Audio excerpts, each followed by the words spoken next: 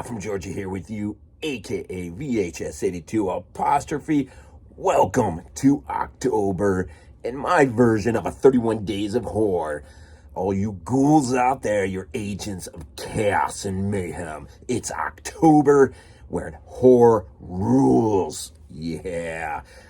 31 Days of Horror, VHS82 apostrophe style, coming at you.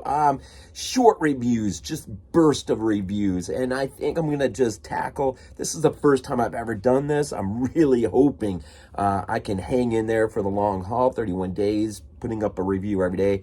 It's not easy. It's not easy at all. So do my best.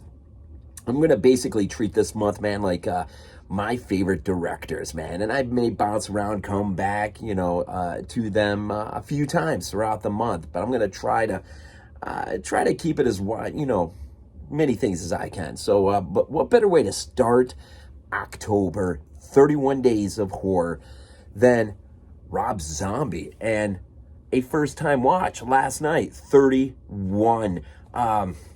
Well, it's the usual cast of characters. I'm not going to go through everything. Malcolm McDowell is back. Richard Brake, who I think really steals the show in this, as Doomhead. Jeff Daniel Phillips, and Daniel Roebuck, Sherry Muzambi. I mean, it's just, it's the regular crew, man. Except this is interesting, man. Cinematographer, I'll just point out, David Daniel got his first work uncredited on American Psycho, additional photography. That's interesting. Wayne Toth, man, delivering up the special effects. He got his start with K&B back in the day, and he has been Rob's #1 man throughout much of his mayhem in general. But Wayne Toth's done a lot of good work, and but that's about as much as I'm going to cover there. 31, man. Like I said, first time watch. It's been on my shelf for a couple of years now. I don't know why I've never watched it.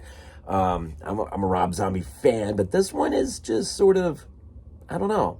It sat there until last night. This is interesting. I'm not going to make these long.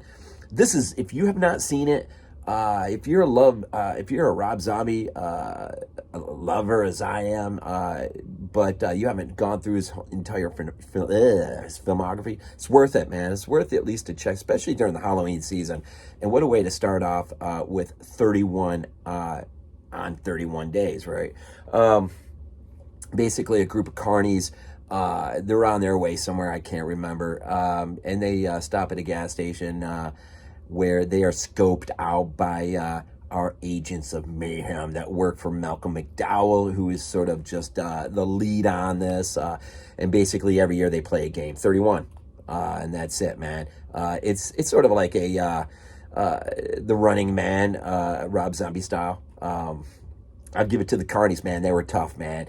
Unlike previous years, and you get a little idea of what has come in the years past. They give up a great fight, man. They give up a great fight, man. They gotta go into the well, man. They gotta bring Richard Brake, man, who I think he was thinking he wasn't even gonna be needed on this one, and but he comes into for mop-up duty, and because that's who they go to, man, when they just need things finished.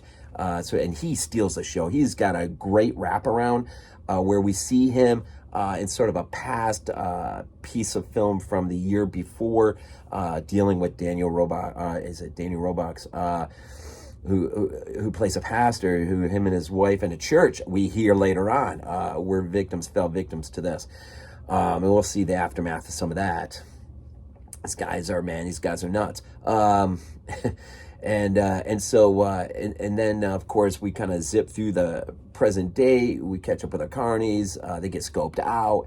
Eventually they hit a roadblock in the middle of the night, and next thing you know, they wake up, man, and they get their little introduction by Malcolm McDowell, and it's on to the games, man, and it's blood, man. I thought it was all right, man. I thought it was pretty good. It was, again, I loved the wraparound. I loved Richard Brake. Zombie's use of his songography, call it that, man. Aerosmith Dream On gets a play at the end, man, which is pretty cool. It's not Freebird, man, but it's still pretty good. And there goes my screen.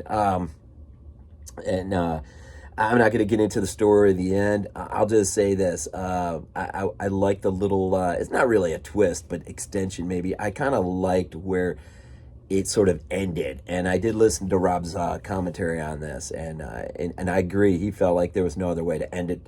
It's sort of, you kind of get where it's going to go. It's that, right? But it kind of reminded me of the Gray just a little bit in terms of the very end.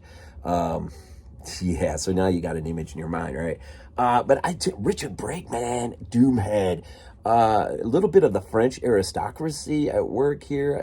That's what it reminded me of right before the French Revolution. Actually, it kind of reminded me of this is sort of the what kind of the spirit of come on, I can't think of his stupid name. I just got done mowing the yard and my brain is just fried. Anyways, you got a Nazi midget in here, and that's interesting. A bit, yeah, it's just interesting. The Running Man, Rob Zombie style. Sherry Moon's pretty good in this, man. Sherry Moon's pretty good. The whole cast is pretty good, but Richard Brake steals the freaking show. He really does, man. So it's really what it's going to be, man. I'm just going to quick, short burst, man, and move on. And each and every day, just throw something at you that if you've never seen, you ought to see. If you haven't seen it in a while, you need to see it. It's October, and it's 31 days of horror, my first run through. So I hope you follow me through on this, and as always, man, happy Halloween. It's our season, man. As always, we end these things off with Go Bills. This is not a dream. Not a dream. We might be useful to you.